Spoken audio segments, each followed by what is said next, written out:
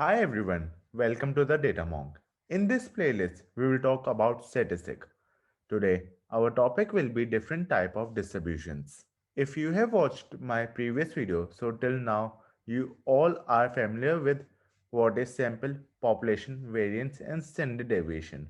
First, let us discuss more in detail about variance and distributions. First of all, what is variance? The term variance refers to a statistic measurement of a spread between numbers in a dataset. Basically, variance measure how far each number in a set is from the mean and thus from every other number in a set. Now, there are two types of variance, sample variance and population variance. As you can see in the figure, the difference between the sample variance and population variance is only n minus 1 and n. Now, what is population variance? Basically, population variance is a variance of the population dataset. As you all know, what is population dataset? It is our whole dataset in which you perform the machine learning algo or any other type of algos.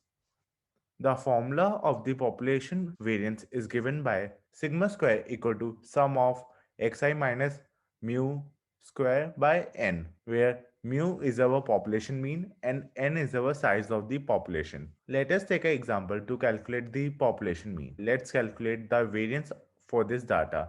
Consider this as a population since it includes all the family members. Here is our data set of the family member. These are the ages of all family members. So our first step will be calculate the mean. So we just have to sum all the number and divide it by 5 as it is the total number of population. So our mu will come 19. Then we have to get the difference between each observation and the mean. Then square that, then get the sum of those squared difference as shown below. As you can see, this was our age of family members. Now we have to subtract it by our mean, which was 19. So 8 minus 19 will come minus 11. 39 minus 19 will come 20. 5 minus 19 will come minus 14 and so on. Then we have to square this number. So it will be 121, 400, 196, 25 and 0. Then after squaring this number, we just have to calculate the sum of all this. So it will come 742. Now we got the sum of our upper value. So now to get the variance, we just have to divide the upper value by our total data set. 742 by 5 will give us 148.4. So this is our variance for this data set. Now for the sample variance, as we have already seen, it is given by n minus 1, where n is the size of the sample. Sample variance is a variance of a sample data set. Now we have seen what differ population variance by sample variance. It was n minus 1. So why we use n minus 1 for variance or standard deviation? N minus 1 refer to Bessel correction. This correction is made to correct for the fact that this sample statistic tend to underestimate the actual parameter found in the population. So next question will be, when should I use Bessel correction? As you have already seen, for small sample sizes, Bessel correction is going to be quite severe. If you have a small sample, it is highly unlikely that it's going to be a very good estimate of the population mean anyway. So, if you have a very large sample size, you are going to approach a point when your sample statistics are going to be almost equal to our population parameter. In that case, Bessel correction simply is not needed at all. Now, our next question will be, how much can data vary? The smallest value of the variance we can get is 0, but technically it can be infinite with numbers in the million or even billion and beyond. Most of the time in statistic, you will find the sample variance, not the population variance. Why?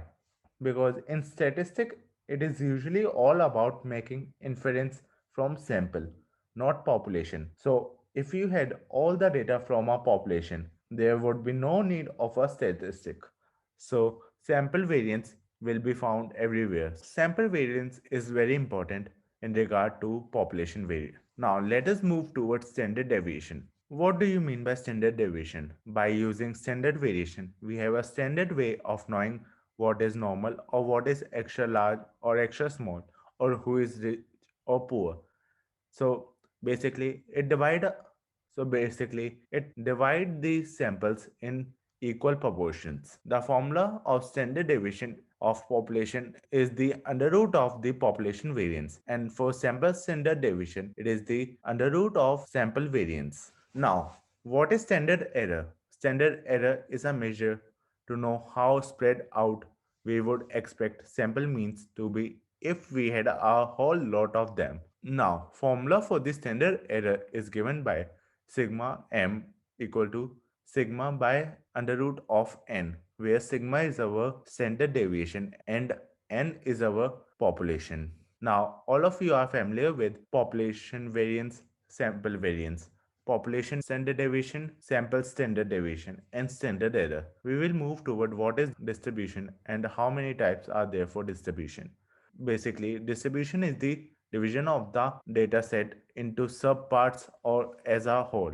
Distribution is divided into three categories: population distribution, sample distribution, and sampling distribution. What do you mean by population distribution? Population distribution is type of distribution where we will take all the object of interest. And for standard distribution, it is just the set of object drawn from the population. And the most important is the sampling distribution of the mean. The means we might get if we took lot of samples of the same size. As you all can see in the figure, this is our population distribution, and for this is our sample distribution of the mean. Now let us take a simple example to understand sampling distribution more better. Suppose you want to perform a study to determine the number of kilometers the average person drive a car in one day. But it is not possible to measure the number of kilometers driven by every person in the population. So we randomly choose a sample of 10 people and record how far they have driven. So after choosing a random sample of 10 people and record their readings,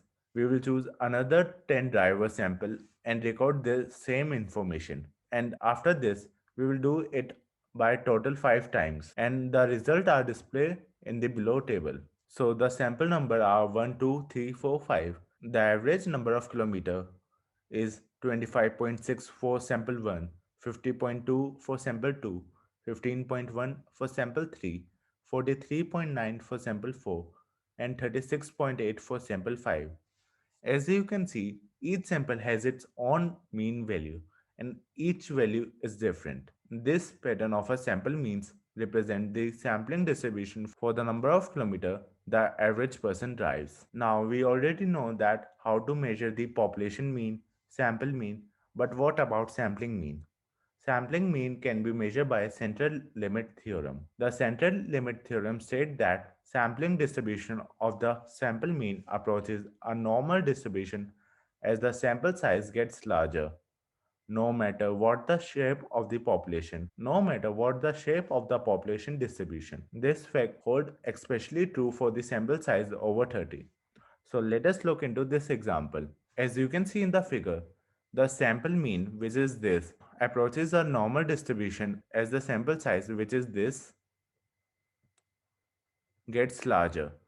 So this is our ideal mean of the population dataset, and it approaches as the sample size is largest in this. So this is all for central limit theorem. Thank you. Hope you like the content.